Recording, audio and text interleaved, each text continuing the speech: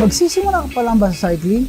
Well, it's never too late naman. May it be mountain biking or bike commuting, you might want to start sa budget bike na katulad ng ibabike check natin ngayon. And this is the Garuda Vanta 1x9 speed 27.5 MTB na naka-hydraulic brakes na.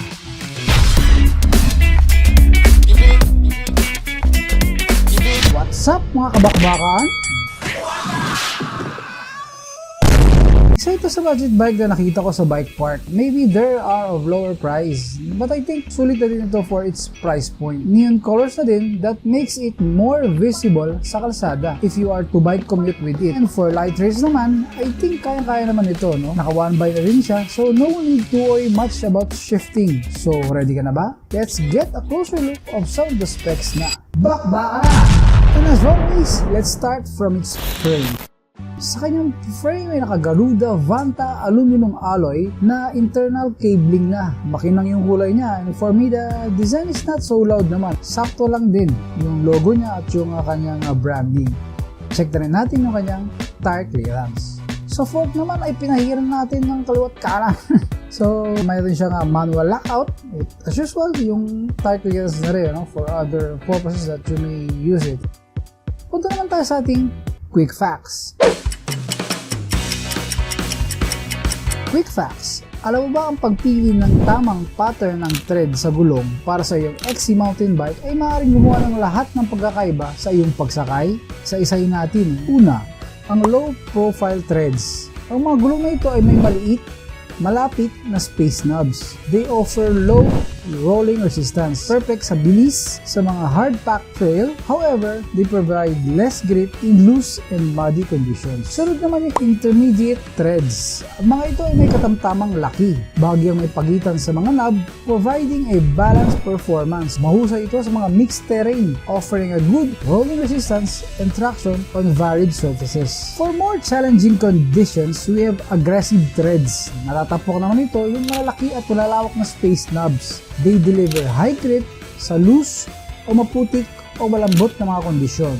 Ngunit may mataas na rolling resistance. They're ideal for technical sections with roots and rocks. And you also might want to consider yung mga side knobs for cornering and grip and stability at center knobs para sa rolling resistance and straight line speed at traction sa loose conditions. Kaya piliin ang iyong pattern batay sa iyong karaniwang terrain. Low profile para sa mabilis na hardpack, intermediate para sa versatility, agresibo or aggressive threads paghawak sa mahihirap na kondisyon at mud shredding sa wet trails. Optimize ang iyong XC ride, gawit ang tamang thread pattern para sa iyong pangangailangan.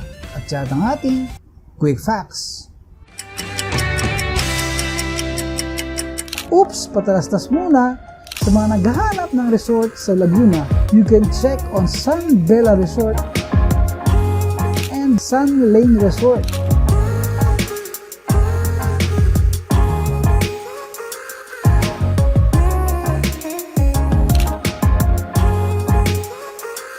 And use the magic word Titibok for faster transaction.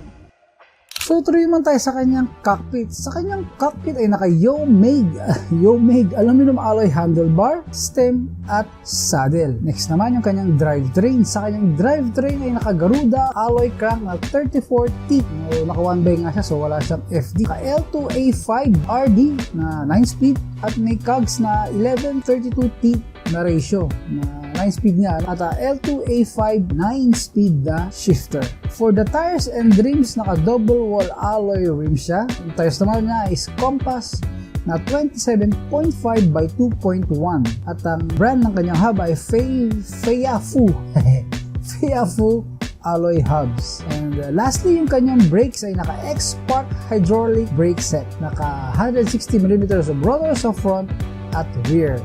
At meron nga pala siyang side stand. Yung kulay niya is blue and green. At for the price is 7,000 pesos. Kung gusto nyo discount, you may want to say the word Titibok. Baka may epekto kay Sir Leonie ng Bike Park. Discount lang, Sir Leonie. Bigay naman, sabihin nyo, no? And again, I would like to thank Bike Park for allowing me to take a video of this bike. For your bike needs, you can visit the following: Panlik Store 2, Grand Shop Center. Formerly DV Mart, Banlig din na pala siya, DV Mart. Grand Shop na pala sa Banlig, Cabuyao, Laguna. Wide parking area niya. At ito yung unang branch ata, yung Bike Park sa Mabuhay. Block 111, Lot 43, Phase 2, Mabuhay City Road, Cabuyao, Laguna. Tayo sa ating mga shout out. Ito nga pala yung ating mga shout out from previous video. Shout out to Idol Raymond Mancera. Alam ko matagal ka nang nakasuporta rin sa page, ano sir? Maraming salamat sa inyo and shout out sa iyo. Next is Frexel Akailar. Shout out sa iyo, idol. Sa next video, comment ka ulit dyan, ha? Shout out ulit kita. At kay Michael Parco, shout out sa iyo, idol. Kung gusto mo magkaroon ng ganitong bike, sabi mo, gusto mo lang naman, ano, pag-ipunan mo, gawin mo ng paraan. Pwede ka na magtrabaho, pwede naman, ano? Gusto mo lang naman, di ba naman kailangan. So, iba yung needs, want. So, shout out sa iyo, Michael Parco.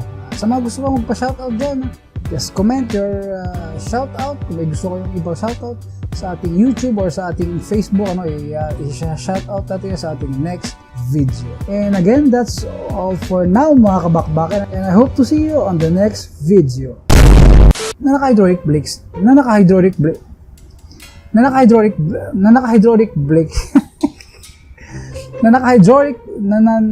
niyo ba ang pagpili ng tamang tire pattern? Alam mo ba ang tamang, mali na naman.